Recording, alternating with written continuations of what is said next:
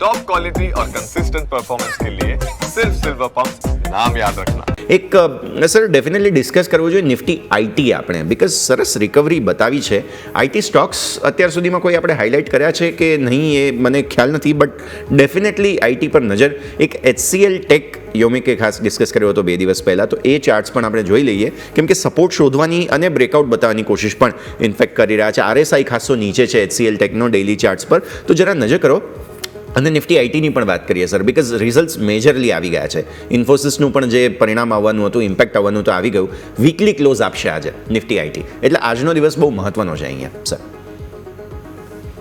જે HCL tech આપણે જોઈ રહ્યા છે ને, તો વીકલી ચાર્ટ HCL ટેકમાં મેં ઓપન કરેલો છે.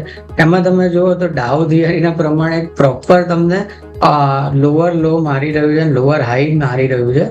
હવે જોવાનું રહેશે કે વીકલી બેસિસ ઉપર 3 રેડ સોલ્જર્સ કમ્પ્લીટ કરે છે કે નહીં, કારણ કે એના પછી તમને રિવર્સલ નેક્સ્ટ વીકથી જોવા મળે એવું મને લાગી રહ્યું છે. વીકલી બેસિસ ઉપર તમે સપોર્ટ બી જોશો ને, તો ઓલમોસ્ટ 1440 થી 1400 રૂપિયા સુધીની રેન્જમાં એનો સપોર્ટ છે.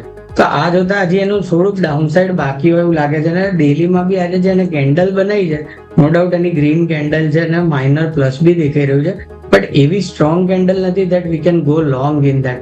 It has to be certain kind of a decisive candle જેનાથી તમને કોન્ફિડન્સ આવે અને તમે આમાં બાય કરી શકો.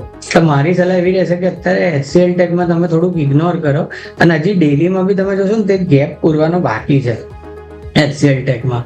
તે બધું જોતા એવું લાગે છે કે હમણાં HCL ટેકમાં થોડુંક વેઇટ એન્ડ વોચ કરો.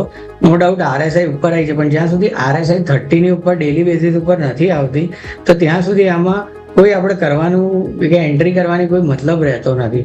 બીજી એક વસ્તુ તમારે જે નિફ્ટી આઈટી છે, તો નિફ્ટી આઈટીનો તમે ચાર્ટ જોશો અને HCL ટેકનો જોશો વીકલી બેસિસ પર, તો તમને ડીટો સેમ ચાલતો એવું લાગી રહ્યું છે અને ડાઉનવર્ડ ટ્રેન્ડમાં એવું લાગે છે. તો નિફ્ટી આઈટી 35,500 આસપાસનો બહુ જ સારો સપોર્ટ છે, ત્યાંથી એક રિવર્સલ મારી શકે. કારણ કે કાલે તમે ટ્રમ્પનો બી જોયું હોય કે હાયરિંગ ઇન્ડિયામાંથી બંધ કરવાનું છે એવું સ્ટેટમેન્ટ આપેલું છે, એના કારણે આઈટી ડાઉન આવ્યું હતું ને આજે થોડુંક એક બાયબેક રિવર્સલ નાનું દેખાઈ રહ્યું છે. છતાં બી અત્યારે તમે જોશો તો 19 પોઈન્ટ 20 પોઈન્ટ ડાઉન જ છે આઈટી. તો હમણાં થોડુંક આને ફોલિંગ નાઇફ જેવું છે, અનસર્ટનિટી છે. અને આપણને બધાને ખબર છે કે USA તરફથી અત્યારે ગમે તે સ્ટેટમેન્ટ આવી રહ્યા છે જે બીજા દિવસે બદલાઈ બી જતા હોય છે. તો અત્યારે આમાં તમે કોઈ બી પોઝિશન ના લો ને થોડુંક એક પ્રોપર રિવર્સલનું એક પ્રોપર ગ્રીન કેન્ડલ તમે રાહ જુઓ તો વધારે સારું રહેશે.